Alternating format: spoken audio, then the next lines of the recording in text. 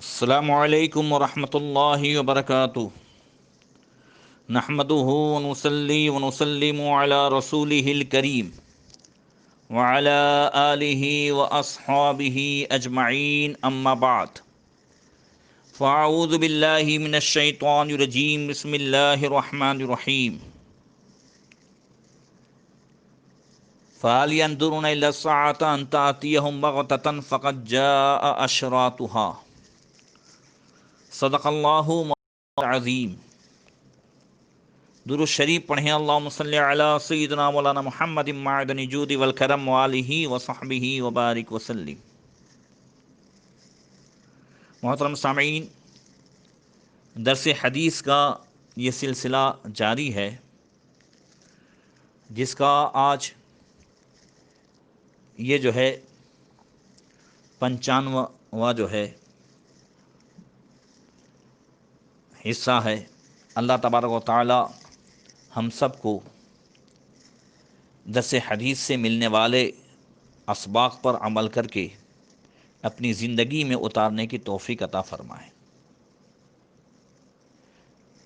قیامت سے پہلے ہونے والی نشانیوں کا تذکرہ ہو رہا ہے، جو اب علامات کبریٰ یعنی بڑی بڑی نشانیاں بیان کی جا رہی ہیں، جس میں دجال کا تذکرہ ہو چکا، ابھی آگے کچھ اس کا تذکرہ آئے گا انشاءاللہ۔ حضرت امام مہدی رضی اللہ تعالیٰ عنہ کا تذکرہ جاری ہے احادیث کی روشنی میں۔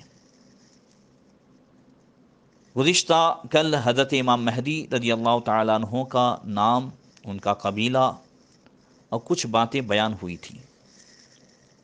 مقصد بھی یہی ہے کہ ہم اور ہماری نسلیں ہونے والے فتنوں سے محفوظ رہیں، اور اصل جو احادیث کی روشنی میں تعلیمات ہیں اس پر چلتے ہوئے اپنے عقائد کی حفاظت کریں۔ امام مہدی رضی اللہ تعالیٰ عنہ کو لے کر کے بھی کافی لوگ گمراہ ہوئے، کافی جھوٹے مہدی بھی پیدا ہوئے، اور اس طرح کچھ لوگوں نے ان کے وجود کا اور ان کے آنے کا بھی انکار کیا۔ اس لیے احادیث کی روشنی میں جو صحیح علامات ہیں، جیسا کہ نبی کریم صلی اللہ تعالیٰ علیہ وسلم نے امام مہدی کے آنے کو فرمایا، وہ حقٌ، وہ یقیناً آئیں گے۔ اور ایک روایت میں تو فرمایا کہ اگر دنیا کے ختم ہونے کا ایک دن بھی ہوگا تو بھی میرے اہل بیت میں سے ایک شخص آئے گا جو دنیا کو عدل و انصاف سے بھر دے گا۔ تو اس سے معلوم ہوا کہ ان کا آنا یقینی ہے۔ وہ جب تشریف لائیں گے وہ اہل بیت میں سے ہوں گے، اس وقت اہل بیت کی پوزیشن کیا ہوگی؟ ایک بڑی طویل حدیث میں اللہ کے رسول صلی اللہ تعالی علیہ وسلم نے بیان فرمایا، جو ابن ماجہ شریف کی حدیث ہے۔ حضرت عبداللہ رضی اللہ تعالیٰ عنہ سے روایت ہے، فرماتے ہیں بینما نحن عند رسول اللہ صلی اللہ علیہ وسلم اذ اقبل فتیۃ من بنی ہاشم، کہ ہم نبی کریم صلی اللہ علیہ وسلم کے خدمت میں بیٹھے ہوئے تھے، اتنے میں چند ہاشمی جوان آئے۔ فلما رآہم النبی صلی اللہ علیہ وسلم ورفت عیناہ وتغیر لونہ، نبی کریم صلی اللہ تعالی علیہ وسلم نے جب ان کو دیکھا تو حضور کی آنکھیں بھر آئیں ان کے ظاہری حالات کو دیکھ کر کے۔ کہتے ہیں فقلت ما نزال نرى فی وجہک شیئا نکرہہ، کہتے ہیں ہم نے عرض کی یا رسول اللہ، ہم آپ میں ہمیشہ کوئی نہ کوئی ایسی بات ضرور دیکھتے ہیں جس سے ہمیں تکلیف ہوتی ہے، دکھ ہوتا ہے۔ حضور نے فرمایا فقال انا اہل بیت اختارہ اللہ لنا الآخرۃ علی الدنیا وان اہل بیتی سیلقون بعدی بلاء وتشریدا وتطریدا حتی یاتی قوم من قبل المشرق معهم رایات سود۔ حضور فرماتے ہیں کہ ہم وہ لوگ ہیں جنہیں اللہ تعالیٰ نے دنیا کے بدلے آخرت عطا فرمائی ہے۔ بہت جلد ایسا وقت آنے والا ہے کہ میرے اہل بیت نہایت سخت تکلیف اور سختی میں مبتلا ہوں گے، ان پر بڑی مصیبتیں آئیں گی، حتیٰ کہ مشرق اور مغرب سے کچھ لوگ آئیں گے جن کے ساتھ سیاہ یعنی کالے جھنڈے ہوں گے۔ فَيَسْأَلُونَ الْخَيْرَ فَلَا يُعْطُونَهُ، ان کا مقصد دنیا کے خزانوں پر قبضہ کرنا نہیں ہوگا، لیکن لوگ ان کا مقصد دنیا کے خزانوں پر قبضہ کرنا ہوگا، لیکن لوگ ان کی راہ روکیں گے۔ فَلَا يُعْطُونَهُ فَيُقَاتِلُونَ فَيُنْصَرُونَ فَيُعْطُونَ مَا سَأَلُوا فَلَا يَقْبَلُونَهُ حَتَّى يَدْفَعُوهَا، ہاں ان کا مقصد دنیا کے خزانوں پر قبضہ کرنا نہ ہوگا، مگر پھر بھی لوگ ان کی راہ روکیں گے، اس لیے وہ لوگوں سے جنگ کریں گے۔ اللہ تعالیٰ انہیں فتح عطا فرمائے گا، اور جس کام کا ارادہ کریں گے وہ پورا ہوگا۔ اس وقت یہ لوگ اپنی حکومت کو پسند نہیں کریں گے، بلکہ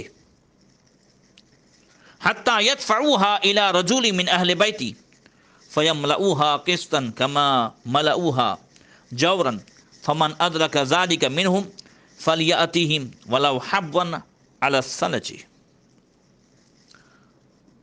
حضور فرماتے ہیں کہ یہ لوگ اپنی حکومت کو پسند نہیں کریں گے، بلکہ میرے اہل بیت میں سے ایک شخص کو اپنا سردار مقرر کریں گے۔ وہ شخص زمین کو اس طرح عدل سے بھر دے گا جس طرح لوگوں نے اسے ظلم سے بھر دیا تھا، لہذا تم میں سے جو شخص اس زمانے کو پائے وہ ان لوگوں میں شریک ہو، اگرچہ اسے گھٹنوں کے بل برف پر کیوں نہ چلنا پڑے۔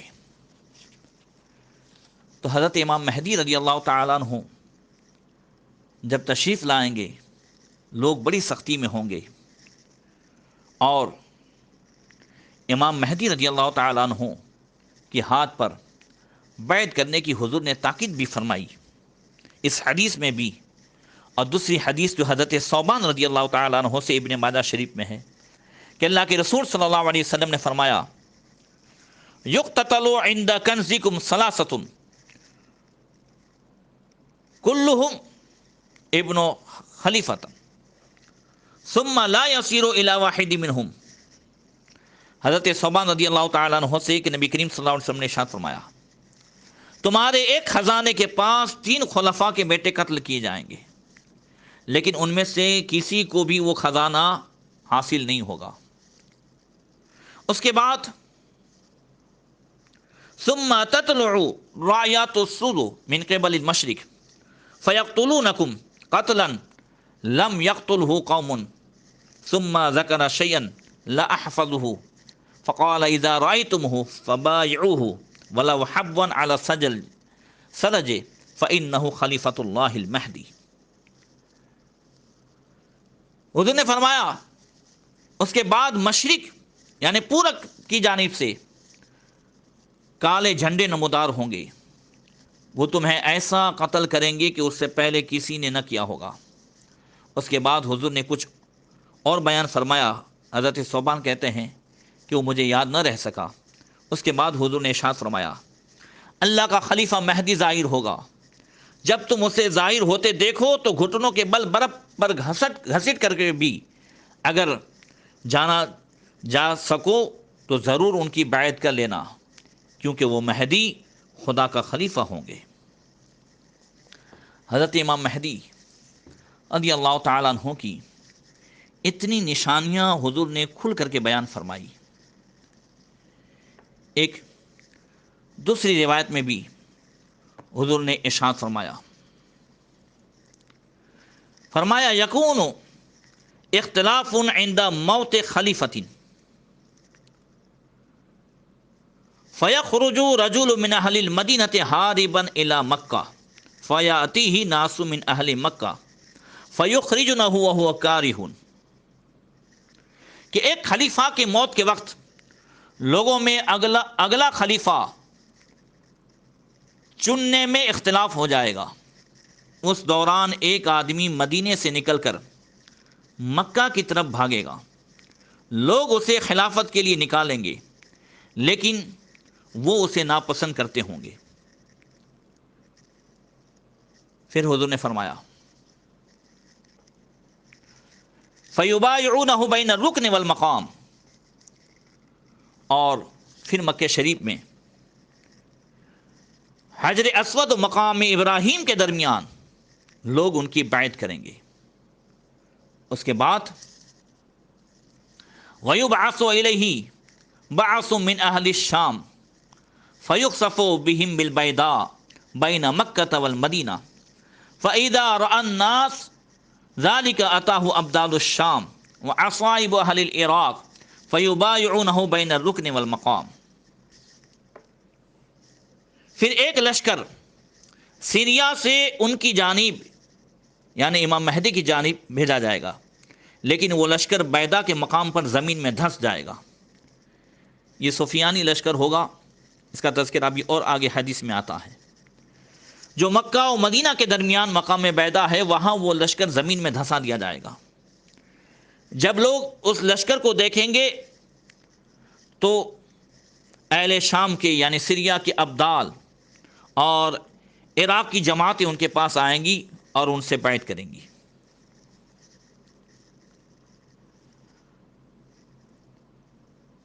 دوسری روایت میں اللہ کے رسول صلی اللہ تعالی علیہ وسلم نے اس لشکر کی تعداد کو بھی بیان فرمایا۔ فرمایا یبایع لرجل من امتی بین الرکن والمقام کعدت اہل بدر فیاتیہ عصب العراق وابدال الشام فیاتیہم جیش من الشام حتی اذا كانوا بالبیضاء خسف بهم ثم یسیر الیہ رجل من قریش اخوالہ کلب فیہزمہم اللہ۔ اللہ کے رسول صلی اللہ علیہ وسلم نے ارشاد فرمایا، میری امت کے ایک شخص حضرت مہدی سے اہل بدر کی تعداد کے برابر یعنی 313 افراد حجر اسود و مقام ابراہیم کے درمیان بیعت خلافت کریں گے۔ پھر اس کے بعد عراق کے اولیاء اور شام کے ابدال ان کے پاس آئیں گے۔ اس خلیفہ سے جنگ کے لیے ایک لشکر سیریا سے روانہ ہوگا، یہ سفیانی لشکر ہوگا، یعنی یہ جو ہوگا اس کا سردار وہ حضرت ابو سفیان کی اولاد میں سے ہوگا۔ یہاں تک کہ یہ لشکر جب مکہ اور مدینہ کے درمیان بیدا میں پہنچے گا تو زمین کے اندر دھسا دیا جائے گا۔ اس کے بعد ایک قریشی نسل جس کی ننیال کلب میں ہوگی وہ چڑھائی کرے گا، اللہ تعالیٰ اسے بھی شکست دے گا۔ اور حضرت محمد بن حنفیہ جو مولا کائنات مولا علی کرم اللہ تعالی وجہ الکریم کے صاحبزادے ہیں، وہ حضرت مولا کائنات مولا علی کرم اللہ تعالی وجہ الکریم کی ایک مجلس کا تذکرہ فرماتے ہیں۔ فرماتے ہیں کہ کننا عند علی رضی اللہ تعالی عنہ فسألہ رجل عن المہدی، ہم مولا کائنات سید السادات مولا علی کرم اللہ تعالی وجہ الکریم کے پاس تھے، ایک شخص نے حضرت علی سے امام مہدی کے بارے میں پوچھا۔ فقال علی رضی اللہ تعالی عنہ ہیہات ثم عقد بیدہ سبعا، حضرت علی رضی اللہ تعالی عنہ نے لطف کے طور پر فرمایا دور ہو، پھر ہاتھ سے اشارہ کرتے ہوئے ارشاد فرمایا مہدی کا ظہور آخری زمانے میں ہوگا۔ فقال ذاک یخرج فی آخر الزمان اذا قال الرجل اللہ اللہ قتل۔ حضرت علی فرماتے ہیں کہ جب مہدی کا ظہور ہوگا تو اس وقت لوگوں کی حالت یہ ہوگی اور بے دینی کا غلبہ اس قدر ہوگا کہ اللہ اللہ کرنے والوں کو قتل کر دیا جائے گا۔ امام مہدی کے ظہور کے وقت، اس وقت فَيَجْمَعُ اللَّهُ تَعَالَى لَهُ قَوْمًا، قزوعن کا قزع السحاب، اللہ تعالیٰ ایک جماعت کو ان کے پاس اکٹھا فرمائے گا جیسے بادل کے مختلف ٹکڑے جمع ہو جاتے ہیں۔ یؤلف اللہ بین قلوبہم لا یستوحشون الی احد ولا یفرحون باحد، وہ نہ کسی سے ڈریں گے نہ کسی کو دیکھ کر خوش ہوں گے۔ مطلب یہ ہے کہ ان کا آپس میں ربط و ضبط یہ برابر ہوگا۔ اس کے بعد آگے فرمایا حضرت علی نے، یدخل فیہم علی عدت اصحاب بدر لم یسبقہم الاولون ولا یدرکہم الآخرون وعلی عدد اصحاب طالوت الذین جاوزوا معہم النہر۔ حضرت علی فرماتے ہیں خلیفہ مہدی کے پاس جمع ہونے والوں کی تعداد اصحاب بدر کی تعداد کے مطابق یعنی 313 ہوگی۔ اس جماعت کو ایسی خاص اور جزوی فضیلت حاصل ہوگی نہ ان سے پہلے والوں کو حاصل ہوئی ہے اور نہ بعد والوں کو حاصل ہوگی۔ نیز اس جماعت کی تعداد اصحاب طالوت کی تعداد کے برابر ہوگی جنہوں نے طالوت کے ساتھ نہر یعنی جورڈن کی نہر کو پار کیا تھا۔ یہ تذکرہ میں ابھی تفسیر میں کر چکا ہوں کہ طالوت کے لشکر میں تقریباً 6 لاکھ سے زیادہ لوگ تھے، مگر نہر پار کر کے 313 بچ گئے۔ یہی تعداد اصحاب بدر کی رہی اور یہی تعداد جو ہے حضرت امام مہدی رضی اللہ تعالیٰ عنہ کے ہاتھ پر بیعت کرنے والوں کی ہوں گی۔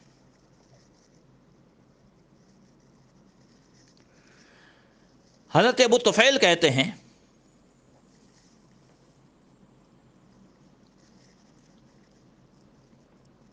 قال ابن الحنفیہ اتوریدہ قلت نعم قال انه يخرج من بين هذين الخشبتين قلت لا جرم والله لا أريهما حتى أموت فمات بها يعني مکہ حرس اللہ تعالی۔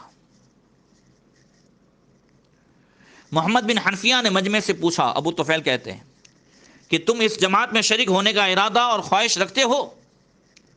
میں نے کہا جی ہاں۔ تو انہوں نے کعبے کے دونوں ستونوں کی جانب اشارہ کرتے ہوئے فرمایا حضرت مہدی کا ظہور ان دونوں ستونوں کے درمیان حجر اسود اور مقام ابراہیم کے درمیان ہوگا۔ اب انشاءاللہ تبارک و تعالی حضرت امام مہدی رضی اللہ تعالیٰ عنہ کی خاص علامتیں جو احادیث میں بیان کی گئی ہے وہ انشاءاللہ تعالی آئندہ کل بیان ہوگی۔ اللہ تبارک و تعالی ہم سب کے عقیدوں کی حفاظت فرمائے۔ السلام علیکم ورحمۃ اللہ وبرکاتہ۔